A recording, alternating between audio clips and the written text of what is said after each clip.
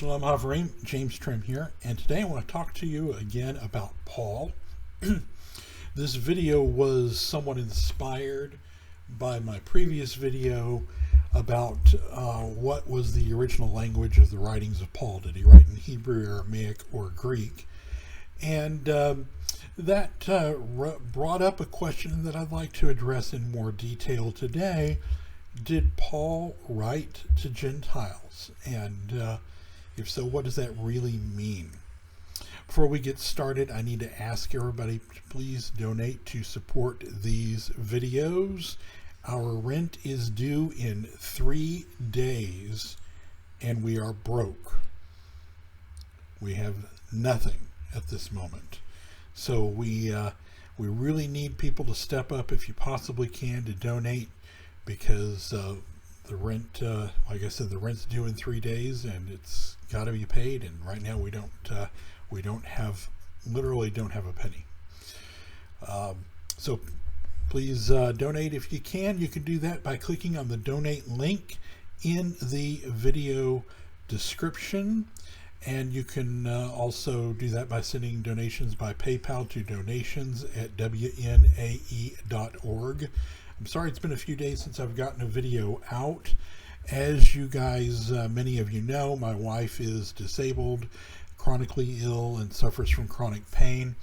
I'm her caretaker. She's had a few bad days, and I've been had my attentions diverted to caring for her during the last few days. So this is the first chance I've gotten to make a new video. Please like our videos, by the way. Subscribe to this channel. Click on the notification bell so that you'll get notified when new videos come out. Let us know what you think of our videos in the comments. And as usual, by the way, this video has PDF handouts. There's a link to the PDF of the handouts in the video description. And so you can click on that and have that PDF to follow along. Also, please share our videos on social media, Facebook, Twitter, etc. And let's get started. So when we ask the question, did Paul write to Gentiles? At first, the answer to that question might seem self-evident. I mean, look at the titles of most of the letters. I mean, yeah, there is Hebrews, and we'll do a whole video on the Pauline authorship of Hebrews, because that is a controversial question. So we'll do that in the future. But there's Hebrews, but apart from that, there's Romans, 1st and 2nd Corinthians, Galatians, Ephesians. Aren't these all letters written to Gentiles? So let's find out. Let's start by looking at our scriptures in Acts chapter 9. This is one of the accounts of Paul's conversion, so-called conversion. Conversion is not really a word I like to use for this. He was Jewish all along, but his acceptance of Messiah. And it's in chapter 9, verse 15. In that event, it says, "But the Lord said to him, Go your way, for he is a chosen vessel unto me, to bear my name before the Gentiles, and kings and children of Israel."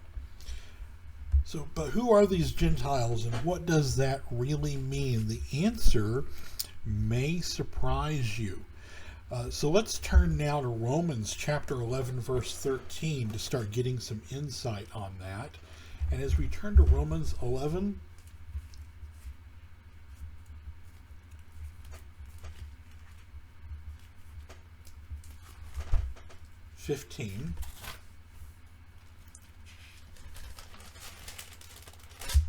we read, "For if the casting away of them be the reconciling of the world," no, I'm sorry, it's not verse 15, it's verse 13.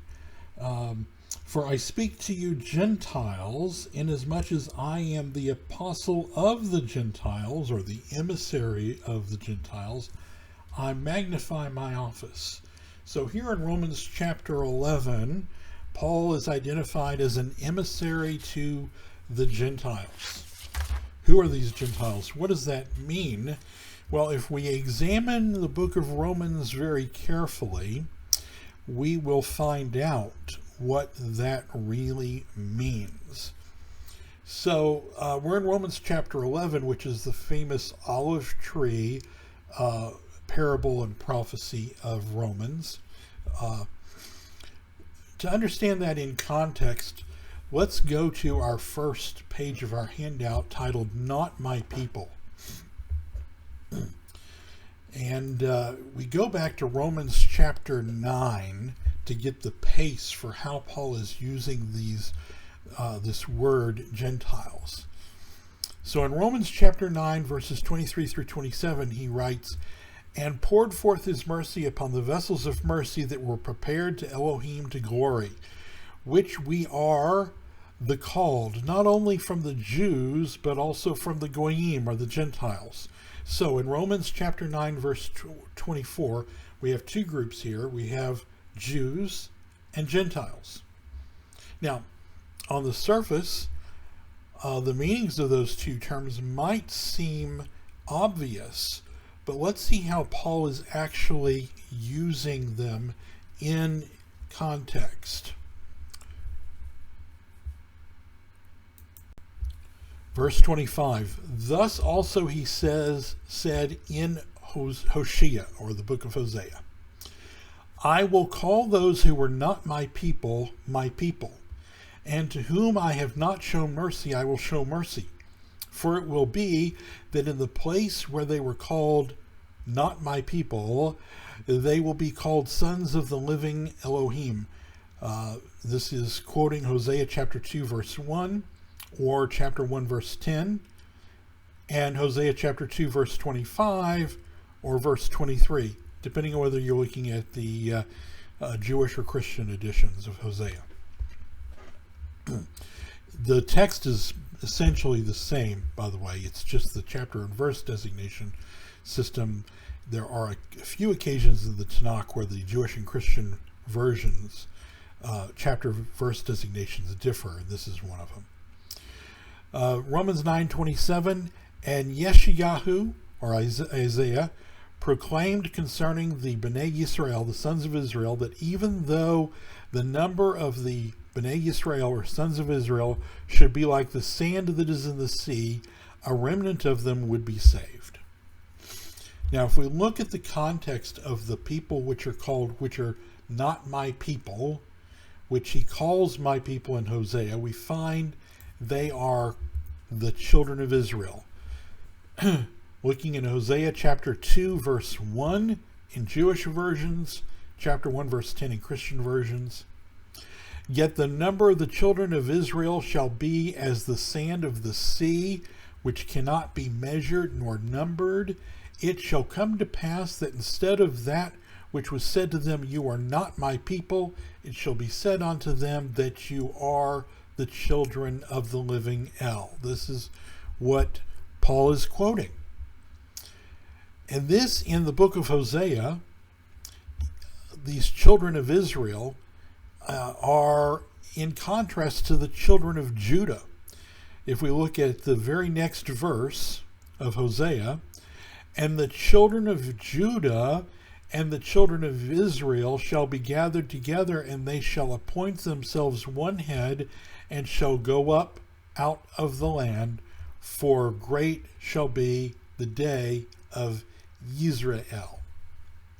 So if Paul's quoting Hosea in context and contrasting Jews and Gentiles in Romans chapter 9, verse 24, using Hosea chapter 2, verses 1 through 2, then the Jews of Romans 9:24 are the children of Judah. And the Gentiles of Romans 9:24 are the children of Israel. Now, it's not uncommon, or it is a fact that in the Tanakh there are places where Ephraimites are referred to as Gentiles in the Tanakh. So let's explore that. First place I want to look is Genesis 48:19. Genesis 48:19.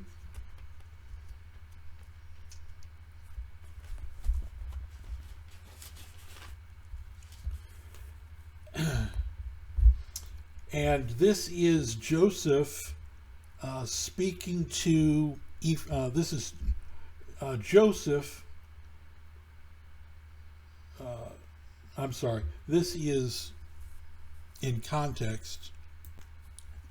Jacob or Yaakov blessing the two sons of Joseph, Ephraim and Manasseh. And verse 19, he says, and his father refused and said, I know it, my son, I know it. He also shall become a people, and he shall be great, but truly his younger brother shall be greater than he, and his seed shall become a multitude of nations.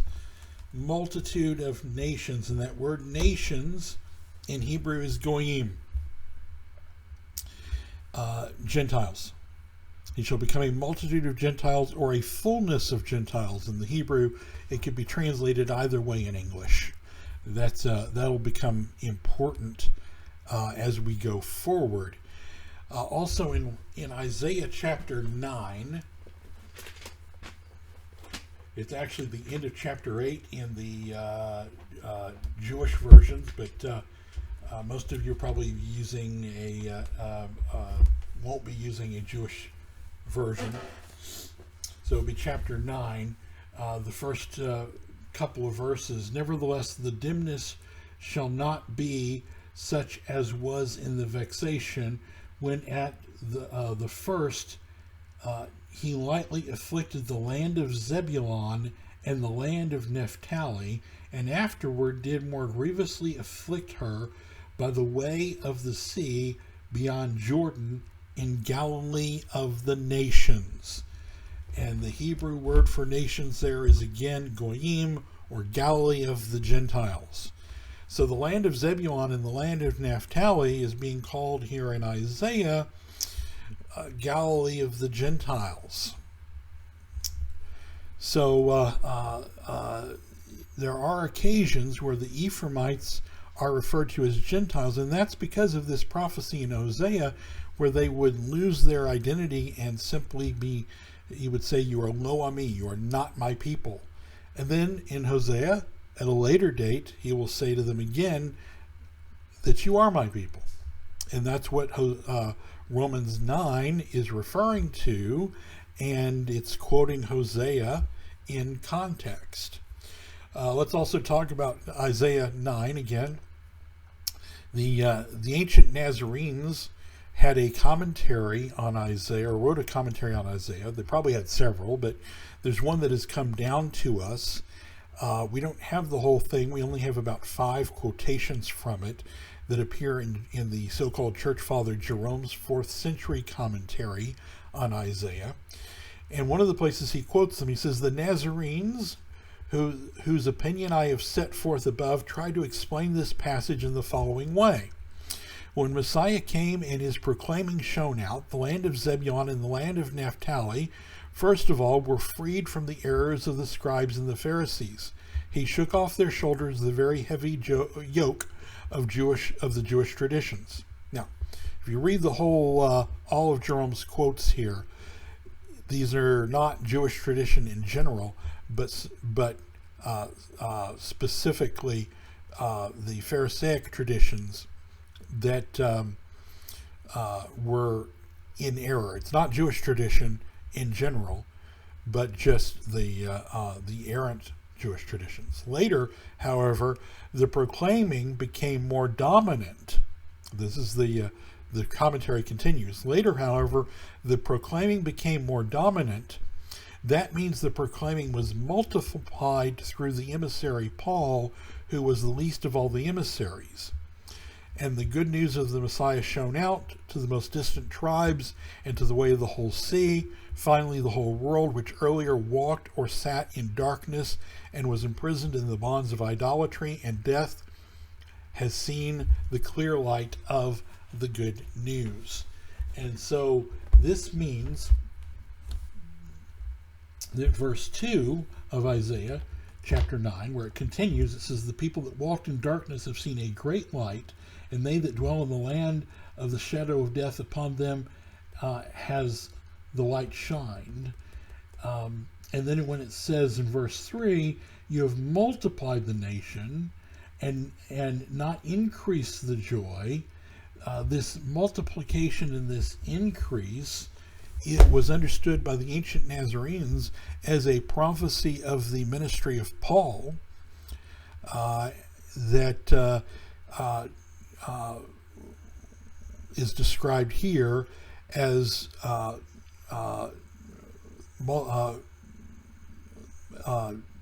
in the Isaiah commentary. So Paul's Gentiles were the Gentiles also of Isaiah chapter 9, as understood by the ancient Nazarenes, which were Galilee of the Gentiles, which were the land of Zebulun and the land of Naphtali, which were tribes of the lost 10 tribes of the Ephraimites. And so Paul's Gentiles here, again, we have verification that Paul's Gentiles here were Ephraimites. By the way, that quotation from the ancient Nazarene commentary on Isaiah is found there in your handouts. Okay, so then as we move forward then, when Paul then in Romans chapter 11, he goes on then to present the parable of the 2 olive trees. So then before he gets to that parable in Romans 11, turn back to Romans.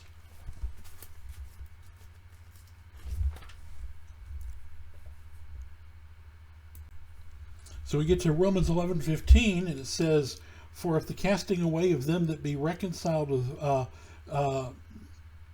the world shall be the receiving of them, but life from the dead." Now I think I've got verse 13. "For I speak to you Gentiles, inasmuch as I am the apostle of the Gentiles, I magnify my office." But we now know, based on where Paul's starting point for this is in Romans 9, that the Gentiles that he's talking about are the house of Israel as opposed to the house of Judah, the lo ami that become ami again. Okay, this is based on the context of his pairing of Jews and Gentiles back in Romans chapter 9 with Hosea's children of Israel and children of Judah, or children of Judah and children of Israel, with the children of Israel being the lo ami, "You are not my people," who are identified with as Gentiles, as we saw in Isaiah chapter 9, Galilee of the Gentiles. Okay, we're going to see more of this too here, but so then you have the 2 sticks prophecy that this moves forward into, and the 2 sticks prophecy, or I'm sorry, I said 2 sticks prophecy, I tipped my hand a little bit, the 2 olive tree prophecies, right? You have the wild olive tree and the tame olive tree. And the wild olive tree represents the Gentiles, only we just found out that the Gentiles here in this chapter, going back from Romans 9 forward, are the house of Israel, or the children of Israel. And the tame olive tree that represents Israel is in this case Israel as being the Jews, is the house of Judah, or the children of Judah. So we have the 2 olive trees representing the 2 houses. This makes perfect sense because the word tree in Hebrew is etz, and etz also means stick, lumber, or tree. It's also used for some more variety I won't go into right now, but important here is that in Ezekiel 37 we have a 2 sticks prophecy, and this clicks in the mind of the Jewish reader because in Hebrew stick and tree are the same word. So we have a 2 sticks prophecy, and one of the sticks represents the house of Israel and the other represents the house of Judah. So again, we have a second, or maybe third now really, confirmation that the Gentiles that Paul is speaking of are actually house of Israel, Ephraimites, versus Jews. Then after the olive tree prophecy in Romans chapter 11 verse 25, it says, Paul says, "For I would not, brothers, that you should be ignorant of the mystery, lest you should be wise in your own conceits, that blindness in part has happened to Israel until the fullness of the Gentiles be come in." And we notice that that phrase, fullness of the Gentiles, in Hebrew, it's milah hagoyim. The fullness of the Gentiles, or the or multitude of nations. And this is actually referring back to the passage we looked at in Genesis chapter 48 verse 19, which is talking about Ephraimites, when it talks about Ephraimites being becoming a milah hagoyim. That is a multitude of nations, or a fullness of Gentiles.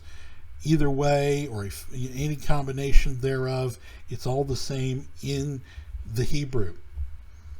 So now we have a fourth or fifth confirmation that Paul's Gentiles are in Romans 11 are the house of Israel, as opposed to the house of Judah, Ephraimites.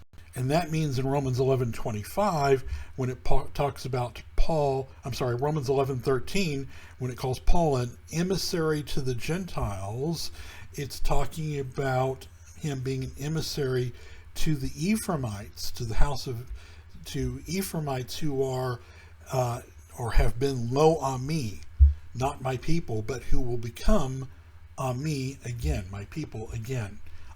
Means people, and if you add the e suffix to it in Hebrew, it means my. So, and lo means not. So lo ami means not my people, and ami means my people. And this then explains to us what Acts chapter 9 verse 15 meant when it said that Paul would quote, bear my name before the Gentiles. The Gentiles here are Ephraimites, the lo ami, the not my people. They aren't what we normally think of as Gentiles. They are Ephraimites. And I think we've demonstrated that over and over and over again, because if we look back at Romans chapter 9 and how it's quoting Hosea, the pair that Paul lays out in contrast, Jews and Gentiles, or Israel and Gentiles, are Jews and Ephraimites. Okay, and then as we carry forward, then we have the two olive trees, and the two olive trees parallel the two sticks in Ezekiel, which are the two houses of Israel again. And also then, if we look at Isaiah chapter 9, as it was understood by the ancient sect of the Nazarenes, Paul was an emissary to the Gentiles of Romans chapter 9, of Isaiah chapter 9, which was the land of Zebulun and the land of Naphtali and Galilee, i.e. again, Ephraimites. And then Romans 11 wraps the whole thing up in verse 25 by referring back to Genesis 48:19 and the words of Yaakov to Ephraim about his prodigy becoming a milah hagoyim, a multitude of, or a fullness of Gentiles, or a multitude of nations. Translates either way. So Paul's Gentiles, to whom he was called as an emissary and to bear witness to, were Ephraimites.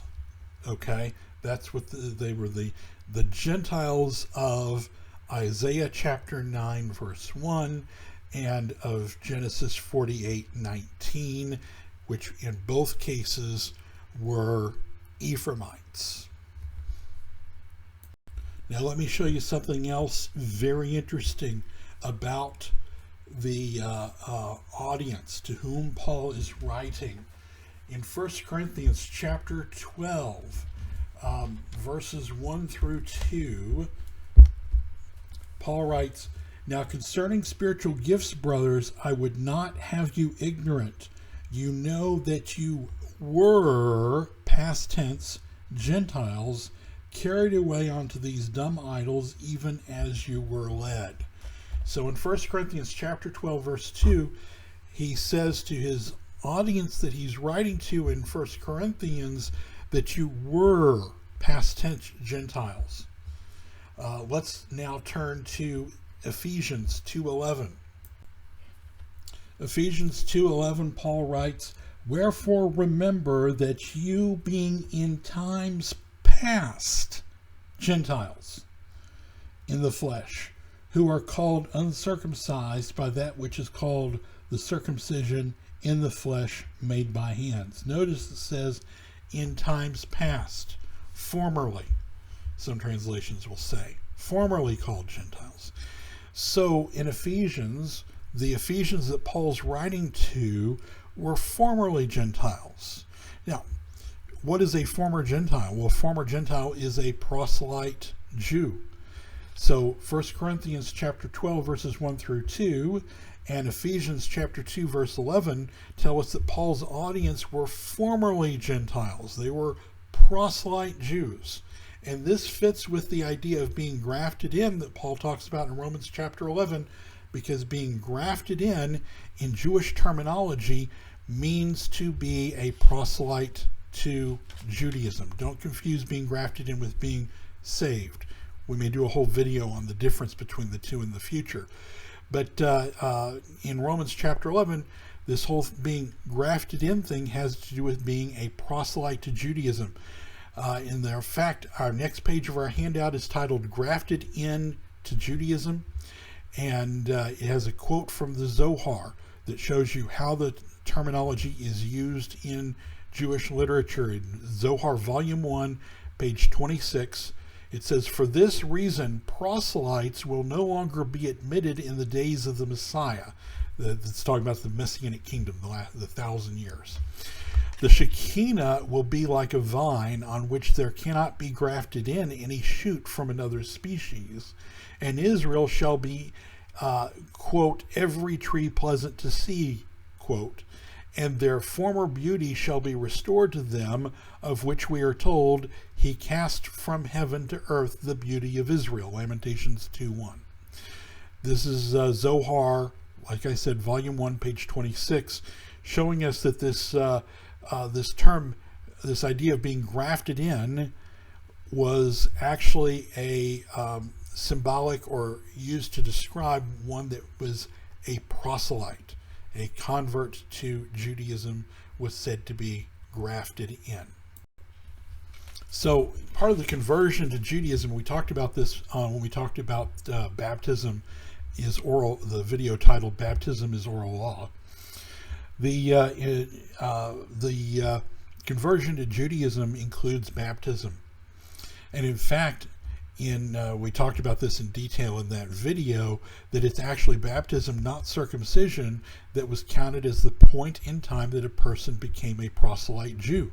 And when that person came up out of the water, or comes up out of the water, they are considered Jewish. They are considered essentially born again, and that they are now Jewish. Okay? In every sense of the word. And we have evidence of this also in 1 Corinthians chapter 10, verse 1. Let's look at that real quickly. 1 Corinthians chapter 10, verse 1. "Moreover, brothers, I would not that you should be ignorant how that all our fathers were under the cloud and passed through the sea, and were all immersed unto Moshe in the cloud and in the sea, and did eat the same spiritual meat." So here he's talking about Israel in the wilderness, being led by the cloud and passing through the Red Sea. As the sea was parted, and the children of Israel crossed the Red Sea, or passed through the Red Sea. This is what Paul is talking about. But he says in chapter 10, verse 1, he says, all our fathers. So let me ask you a question.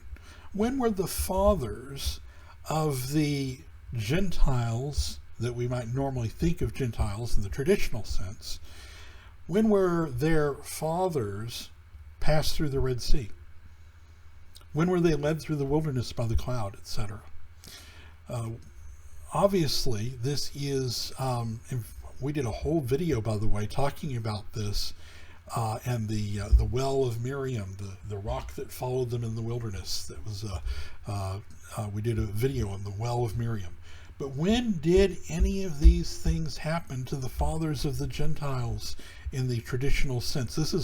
This tells us that this is a special usage of the word Gentiles that we see in Isaiah chapter 9, verse 1, and in Genesis chapter 48, verse 19, to refer to the Ephraimites.